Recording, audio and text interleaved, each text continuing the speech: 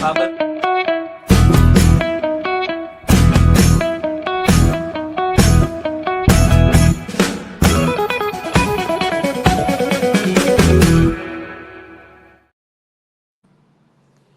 नमस्कार, मैं अनुप शर्मा फिर से आपका एक के ये जो खास पेशकश है आपका सिपाही, मुझे बहुत ही रोचक और मज़ेदार ये सीरीज़ लग रही है, इसलिए मैं आज फिर से एक शख्स के साथ जुड़ा हूँ और ये अच्छी लगने के पीछे एक बहुत बड़ी वजह है।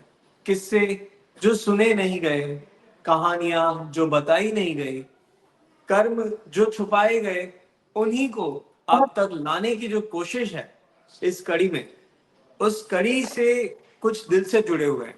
इसलिए ये फिर से मैं कोशिश करूंगा एक ऐसे किरदार के बारे में आपको बताने की, जिन्होंने अपना जीवन का अमूल्य समय आम आदमी पार्टी को दिया है, अपना अमूल्य कंट्रीब्यूशन दिया है। मैं थोड़ी सी बात जरूर बताना चाहता हूँ कि साल 2015-16 में जब पूरा गुजरात के अंदर एक ऐसा माहौल नहीं था जैसा आज है, उस समय पूरे सौराष्ट्र के कार्यकर्ताओं को संदेश भेजने का काम हो, उनके साथ सोशल मीडिया से, व्हाट्सएप से कनेक्ट करने का काम हो, तो जिस शख्स को आज आपसे मिलाने की कोशिश कर रहा हूँ, उनकी भूमिका बहुत महत्वपूर्ण रही थी।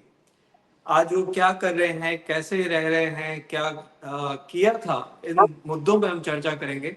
पहले मैं स्वागत करता हूँ काजिम भाई आपका।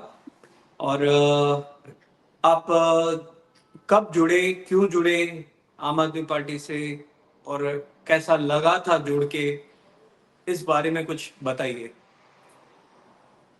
नमस्कार सर। मैं आम आदमी पार्टी के सभी सदस्यों को और आपके द्वारा जुड़े हुए सभी दर्शकों का धन्यवाद करता हूं। आपका भी धन्यवाद करता हूं मुझे इस चैनल में आपको जोड़ने के लिए।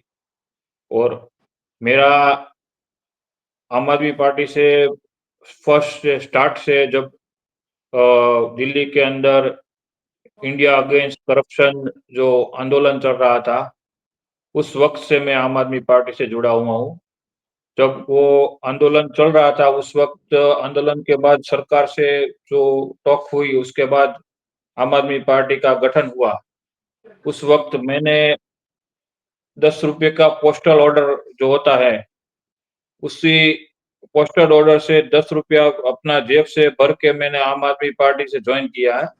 स्टार्टिंग से जब से अरविंद केजरीवाल जी और मनीष सिसोदिया जी और सब वो जब स्टार्ट से जब काम कर रहे थे, उसी से उसके साथ से मैं काम कर रहा हूँ। आपने क्यों ज्वाइन किया था आम आदमी पार्टी? ऐसा क्या लग रहा था आपको कि आम आदमी पार्टी में जुड़ना चाहिए आपको? और देश के जी, अंदर बहुत पार्टियां ने देश में काम किया, जैसे कांग्रेस है, भाजपा है। उस वक्त के बाद करप्शन, शिक्षा, स्वास्थ्य जैसे बुनियादी जो काम होते हैं वो 70 साल में भी नहीं हो पाए थे। और अरविंद केजरीवाल जी और आम आदमी पार्टी के जो विचार थे, उसको मेरे को समझ में आया कि ये लोग कुछ काम कर सकते हैं, करेंगे। तो फिर मैंने आम आदमी पार्टी ज्वाइन किया। एक बहुत लंबा अरसा होता है जब 10 साल किसी पार्टी को दे दिए जाए, और आप उन्हीं में से एक हो, तो सलाम है आपको आपके कंट्रीब्यूशन के लिए।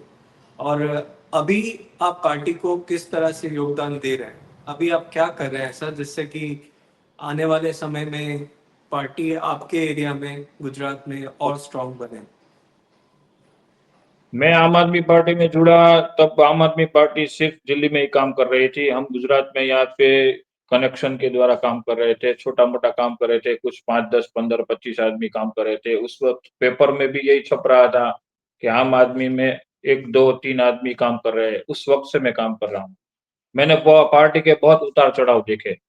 उस वक्त पार्टी में गुजरात में तो बहुत कम का चल रहा था, मगर आज आजकल जो पार्टी के अंदर काम हो रहा है, वो पिछले सालों से बहुत बढ़िया हो रहा है और बहुत बढ़िया काम कर रहे हैं अभी। और पिछले 10-12 साल के मेरे कार्यकाल में जो मैंने काम किया है पार्टी के अंदर, सोशल मीडिया में भी काम किया है। सोशल मीडिया के अलावा ग्राउंड लेवल पे भी मैंने पूरे काम किया है पार्टी के अंदर। उस वक़्त से लेके आज तक पार्टी के अंदर हमने अपने जान लगा दी थी और जान लगा के काम कर रहे हैं आज भी।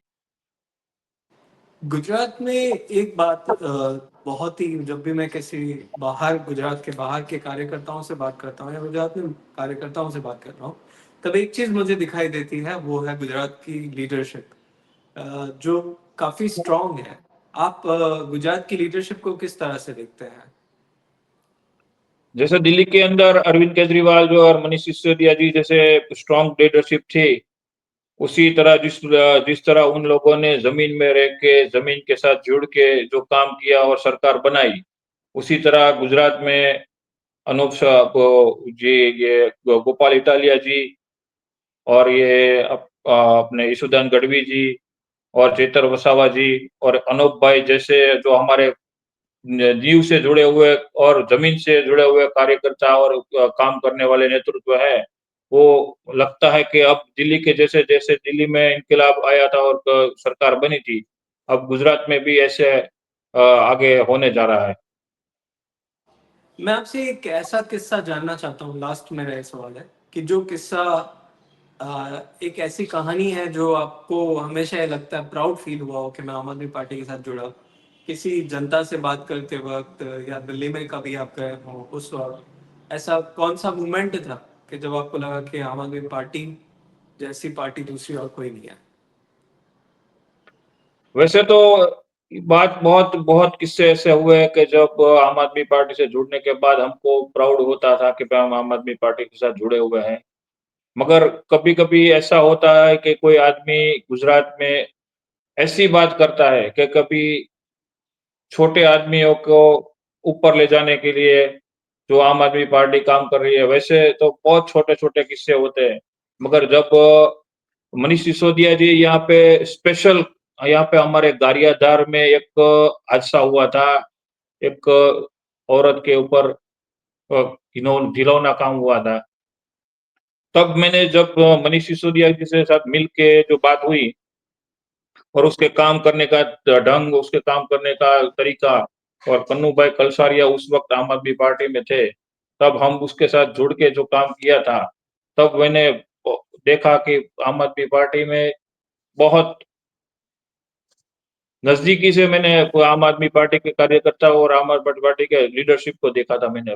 और उस वक़्त से मैंने मैंने ये महसूस किया कि आम आदमी पार्टी के जो काम करने वाले हैं, वो निष्पक्ष, निष्ठावान है और नि और देश के लिए, अपने प्रदेश के लिए कुछ कर रहे हैं।